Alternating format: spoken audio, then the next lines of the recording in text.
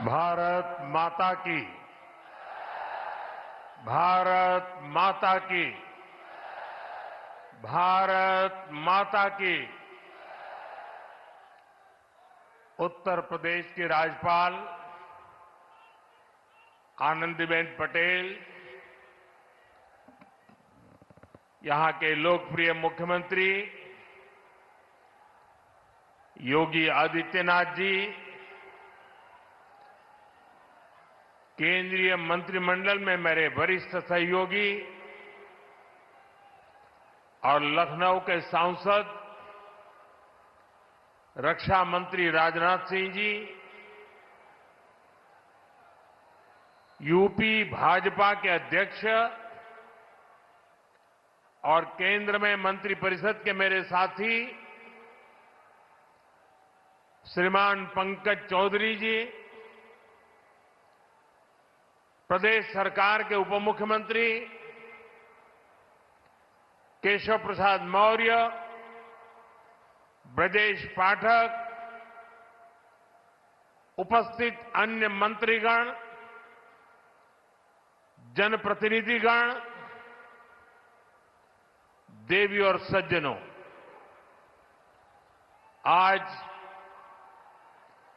लखनऊ की ये भूमि एक नई प्रेरणा की साक्षी बन रही है। इसकी विस्तार से चर्चा करने से पहले मैं देश और दुनिया को क्रिसमस की शुभकामनाएं देता हूं। भारत में भी करोड़ों ईसाई परिवार आज उत्सव मना रहे हैं। क्रिसमस का ये उत्सव सभी के जीवन में खुशियां लाए, ये हम सभी की कामना है। साथियों, 25 दिसंबर का ये दिन देश की दो महान विभूतियों के जन्म का अद्भुत सुयोग लेकर भी आता है। भारत रत्न अटल बिहारी वाजपेयी जी, भारत रत्न महामना मदन मोहन मालवीय जी, इन दोनों महापुरुषों ने भारत की अस्मिता, एकता और गौरव की रक्षा की और राष्ट्र निर्माण में अपनी अमिट छाप छोड़ी। साथियों, आज 25 दिसंबर को ही महाराजा बिजली पासी जी की भी जन्म जयंती है। लखनऊ का प्रसिद्ध बिजली पासी किला यहां से अधिक दूर नहीं है। महाराजा बिजली पासी ने वीरता, सुशासन और समावेश की जो विरासत छोड़ी, उसको हमारे पासी समाज ने गौरव के साथ आगे बढ़ाया है। ये भी संयोग ही है कि अटल जी ने ही वर्ष 2000 में महाराजा बिजली पासी के सम्मान में डाक टिकट जारी किया था। साथियों, आज इस पावन दिन मैं महामना मालवीय जी, अटल जी और महाराजा बिजली पासी को श्रद्धापूर्वक नमन करता हूं, उनका वंदन करता हूं। साथियों, थोड़ी देर पहले मुझे यहां राष्ट्र प्रेरणा स्थल का लोकार्पण करने का सौभाग्य मिला है। ये राष्ट्र प्रेरणा स्थल उस सोच का प्रतीक है जिसने भारत को आत्मसम्मान, एकता और सेवा का मार्ग दिखाया है। डॉक्टर श्यामा प्रसाद मुखर्जी, पंडित दीनदयाल उपाध्याय जी और अटल बिहारी वाजपेयी जी, इनकी विशाल प्रतिमाएं जितनी ऊंची है, इनसे मिलने वाली प्रेरणाएं उससे भी अधिक बुलंद है। अटल जी ने लिखा था, नीरवता से मुखरित मधुबन, परहित अर्पित अपना तन मन,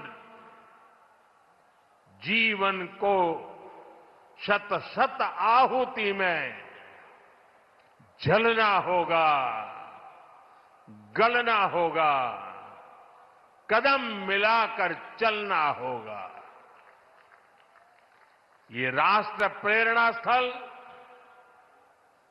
हमें संदेश देता है कि हमारा हर कदम, हर पग, हर प्रयास राष्ट्र निर्माण के लिए समर्पित हो।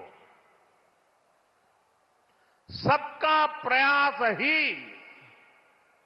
विकसित भारत के संकल्प को सिद्ध करेगा। मैं लखनऊ को, उत्तर प्रदेश को, पूरे देश को इस आधुनिक प्रेरणा स्थली की बधाई देता हूं। और जैसा अभी बताया गया और वीडियो में भी दिखाया गया कि जिस जमीन पर यह प्रेरणा स्थल बना है,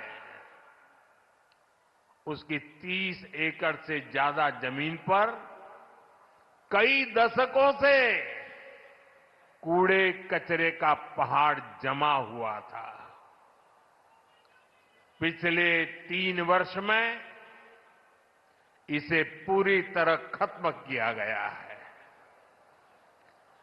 इस प्रोजेक्ट से जुड़े सभी श्रमिकों, कारीगरों, योजनाकारों, योगी जी की और उनकी पूरी टीम को भी मैं बहुत बहुत बधाई देता हूं।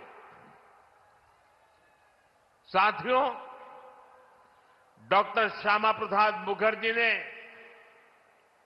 देश को दिशा देने में निर्णायक भूमिका निभाई है।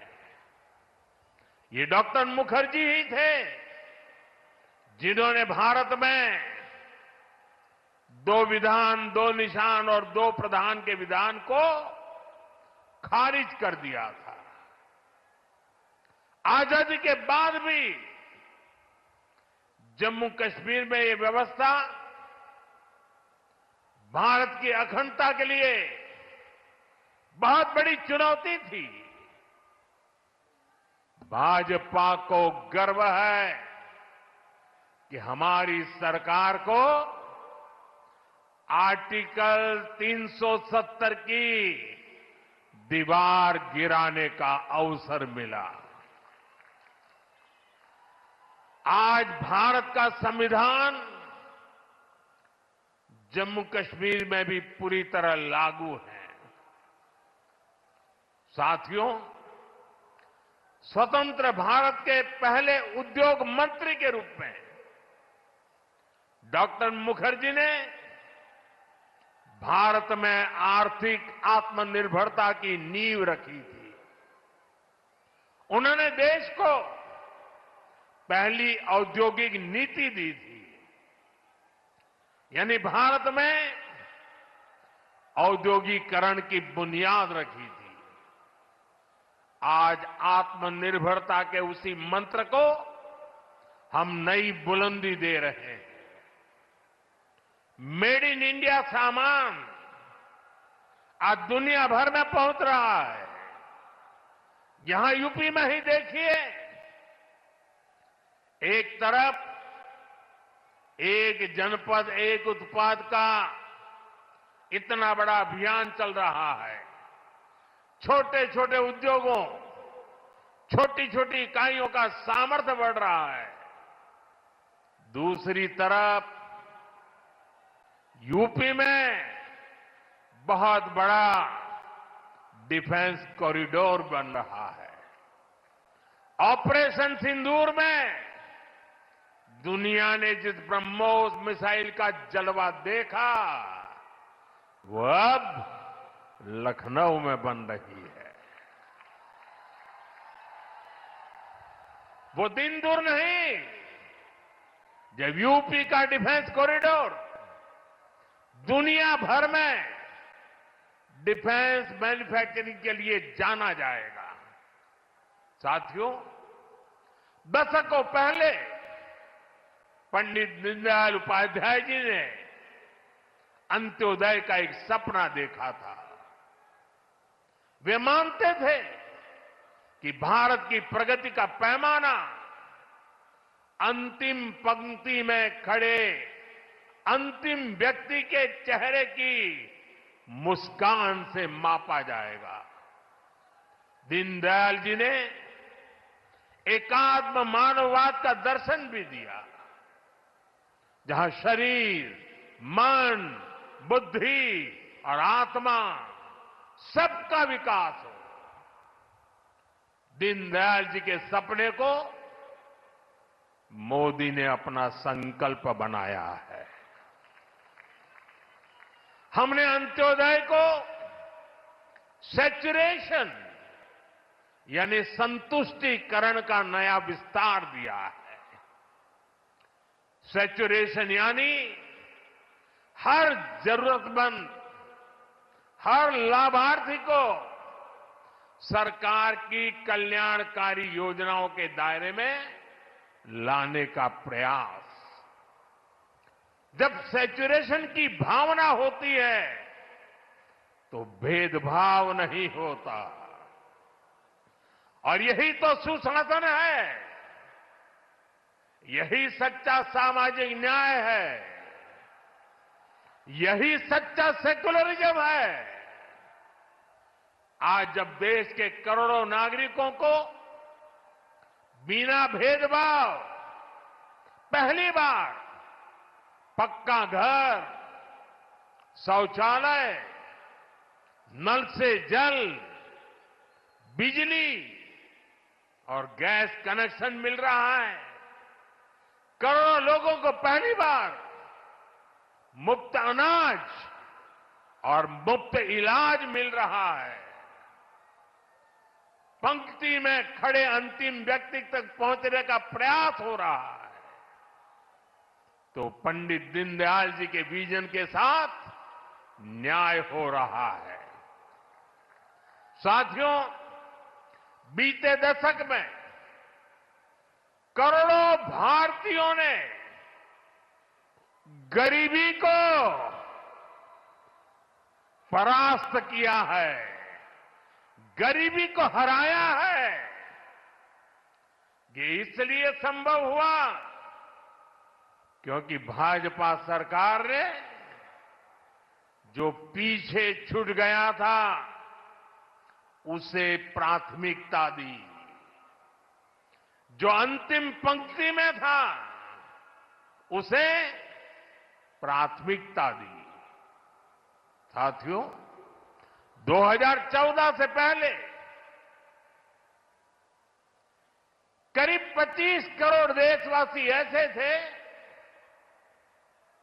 जो सरकार की सामाजिक सुरक्षा योजनाओं के दायरे में थे। 25 करोड़। आज करीब 95 करोड़ भारतवासी इस सुरक्षा कवच के दायरे में हैं।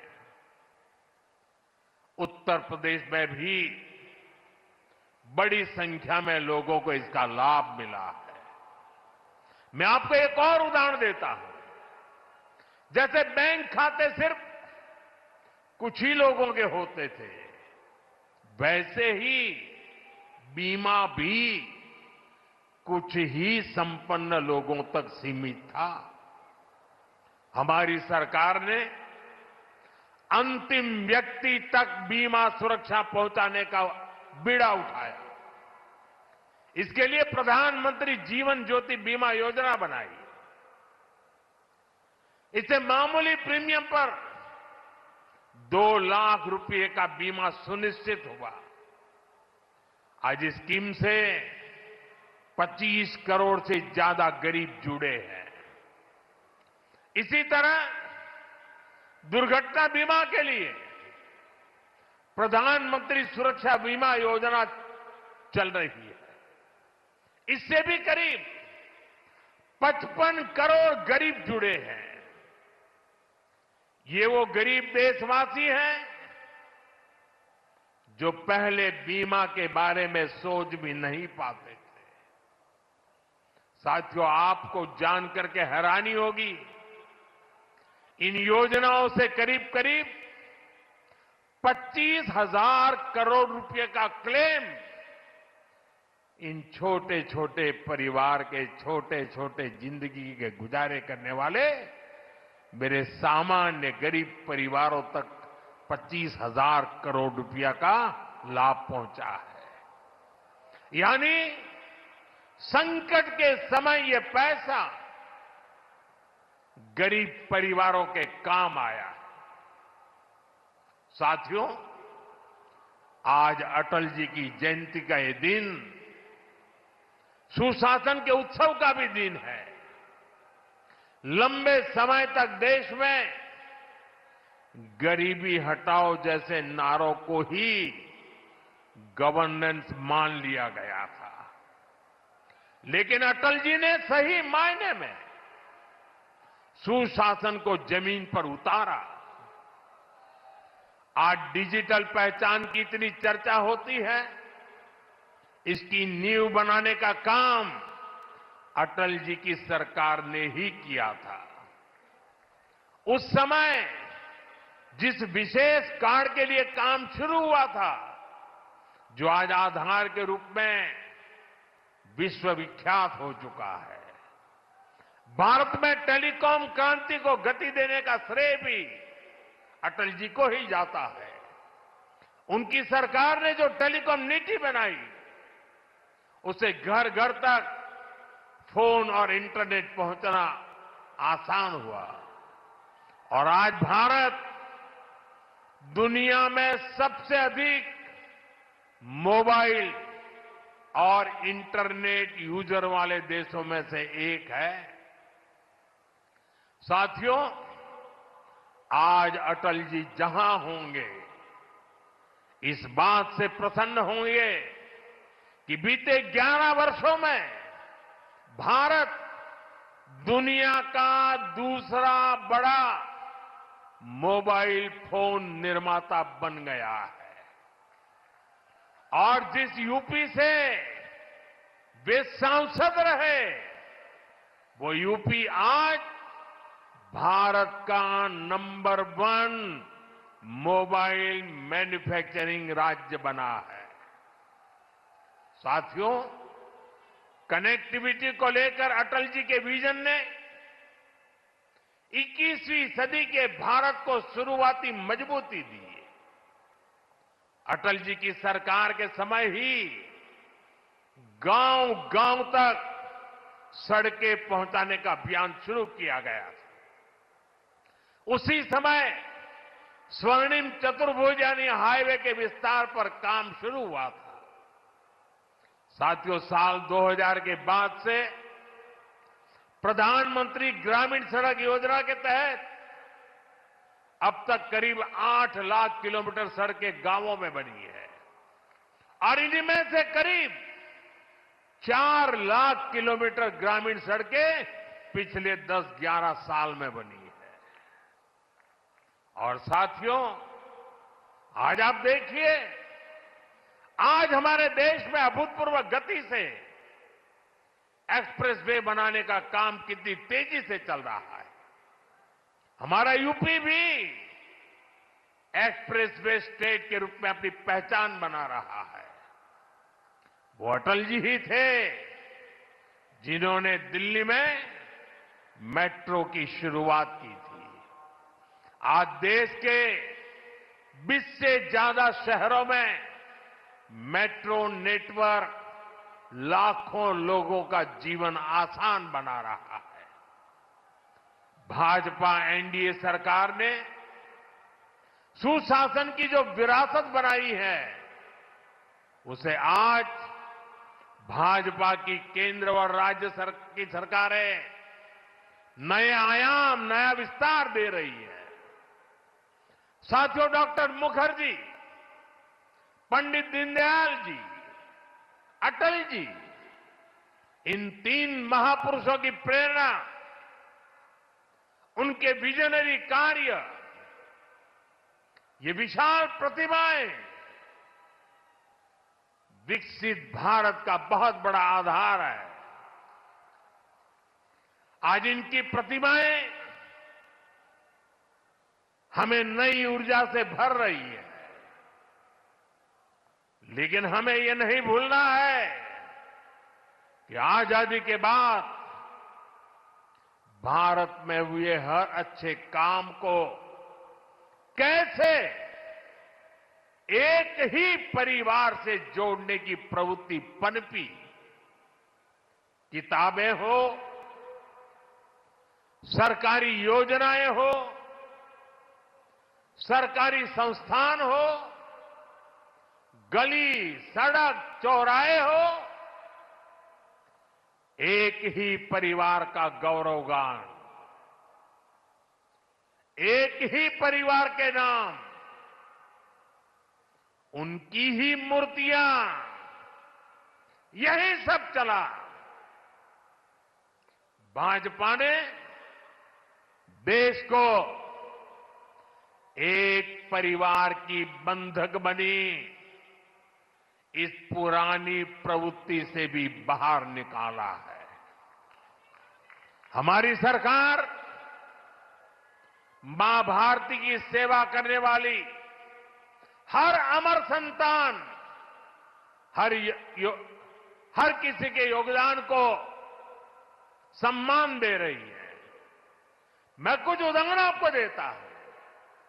आज नेताजी सुभाष चंद्र बोस की प्रतिमा दिल्ली के कर्तव्य पथ पर है। अंडमान में जिस द्वीप पर नेताजी ने तिरंगा फहराया, आज उसका नाम नेताजी के नाम पर है। साथियों, कोई नहीं भूल सकता कि कैसे बाबा साहब आंबेडकर की विरासत को मिटाने का प्रयास हुआ। दिल्ली में कांग्रेस के शाही परिवार ने यह पाप किया और यहां यूपी में सपा वालों ने भी यही दुस्साहस किया। लेकिन भाजपा ने बाबा साहब की विरासत को मिटने नहीं दिया। आज दिल्ली से लेकर लंदन तक बाबा साहब आंबेडकर के पंचतीर्थ उनकी विरासत का जयघोष कर रहे हैं। साथियों, सरदार वल्लभ भाई पटेल ने सैकड़ों रियासतों में बटे हमारे देश को एक किया था, लेकिन आजादी के बाद उनके काम और उनके कद दोनों को छोटा करने का प्रयास किया गया। ये भाजपा है जिसने सरदार साहब को वो मान सम्मान दिया जिसके वो हकदार थे। भाजपा ने ही सरदार पटेल की विश्व की सबसे ऊंची प्रतिमा बनाई, एकता नगर के रूप में एक प्रेरणा स्थली का निर्माण किया। अब हर साल वहां 31 अक्टूबर को देश राष्ट्रीय एकता दिवस का मुख्य आयोजन करता है। साथियों, हमारे यहां दशकों तक आदिवासियों के योगदान को भी उचित स्थान नहीं दिया गया। हमारी सरकार ने ही भगवान बिरसा मुंडा का भव्य स्मारक बनाया। अभी कुछ सप्ताह पहले ही छत्तीसगढ़ में शहीद वीर नारायण सिंह आदिवासी म्यूजियम का लोकार्पण हुआ है। साथियों, देश भर में ऐसे अनेक उदाहरण हैं। यही उत्तर प्रदेश में ही देखें तो महाराजा सुहेलदेव का स्मारक तब बना जब भाजपा सरकार बनी। यहां निषाद राज और प्रभु श्री राम की मिलन स्थली को अब जाकर के मान सम्मान मिला। राजा महेंद्र प्रताप सिंह से लेकर चौरी चौरा के शहीदों तक मां भारती के सपूतों के योगदान को भाजपा सरकार ने ही पूरी श्रद्धा और विनम्रता से याद किया। साथियों, परिवारवाद की राजनीति की एक विशिष्ट पहचान होती है। यह असुरक्षा से भरी हुई होती है।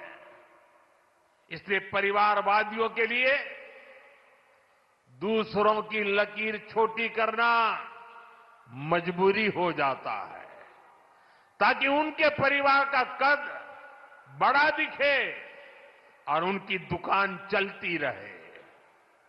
इसी सोच ने भारत में राजनीतिक छुआछूत का चलन शुरू किया। आप सोचिए, आजाद भारत में अनेक प्रधानमंत्री हुए, लेकिन राजधानी दिल्ली में जो म्यूजियम था उसमें अनेक पूर्व प्रधानमंत्रियों को नजरअंदाज किया गया। इस स्थिति को भी भाजपा ने, एनडीए ने ही बदला है। आज आप दिल्ली जाते हैं तो भव्य प्रधानमंत्री संग्रहालय आपका स्वागत करता है। वहां आजाद भारत के हर प्रधानमंत्री, चाहे कार्यकाल कितना भी छोटा रहा हो, सबको उचित सम्मान और स्थान दिया गया है। साथियों, कांग्रेस और उसके सहयोगियों ने राजनीतिक रूप से भाजपा को हमेशा अछूत बनाए रखा, लेकिन भाजपा के संस्कार हमें सबका सम्मान करना सिखाते हैं। बीते 11 वर्षों में भाजपा सरकार के दौरान, एनडीए सरकार के दौरान नरसिम्हा राव जी और प्रणब बाबू को भारत रत्न दिया गया है। ये हमारी सरकार है जिसने मुलायम सिंह यादव जी और तरुण गोगोई जी जैसे अनेक नेताओं को राष्ट्रीय पुरस्कारों से सम्मानित किया है। कांग्रेस से, यहां समाजवादी पार्टी से कोई भी ऐसी उम्मीद तक नहीं कर सकता। इन लोगों के राज में तो भाजपा के नेताओं को सिर्फ अपमान ही मिलता था। साथियों, भाजपा की डबल इंजन सरकार का बहुत अधिक फायदा उत्तर प्रदेश को हो रहा है। उत्तर प्रदेश 21वीं सदी के भारत में अपनी एक अलग पहचान बना रहा है और मेरा सौभाग्य है कि मैं यूपी से सांसद हूं। आज मैं बहुत गर्व से कह सकता हूं कि उत्तर प्रदेश के मेहनतकश लोग एक नया भविष्य लिख रहे हैं।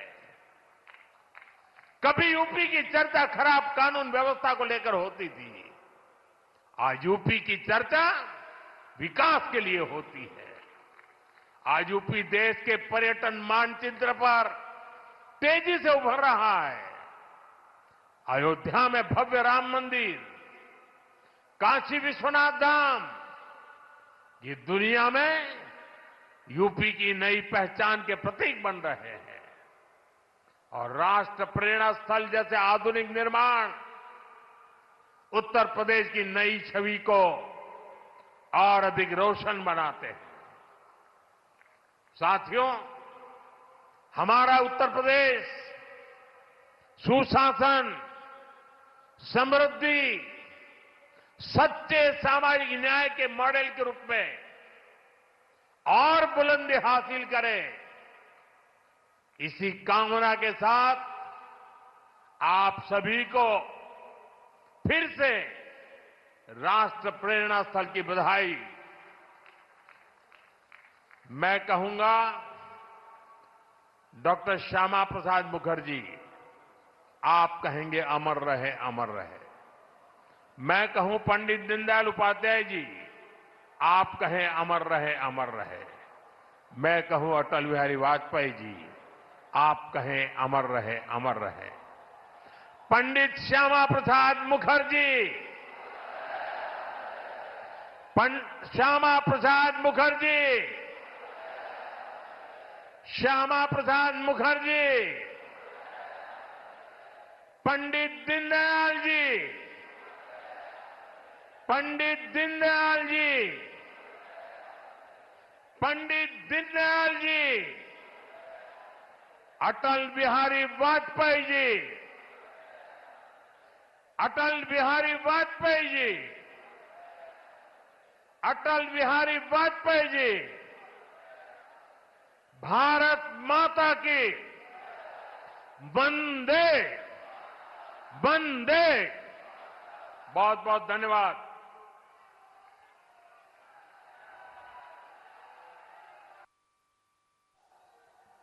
बहुत बहुत धन्यवाद।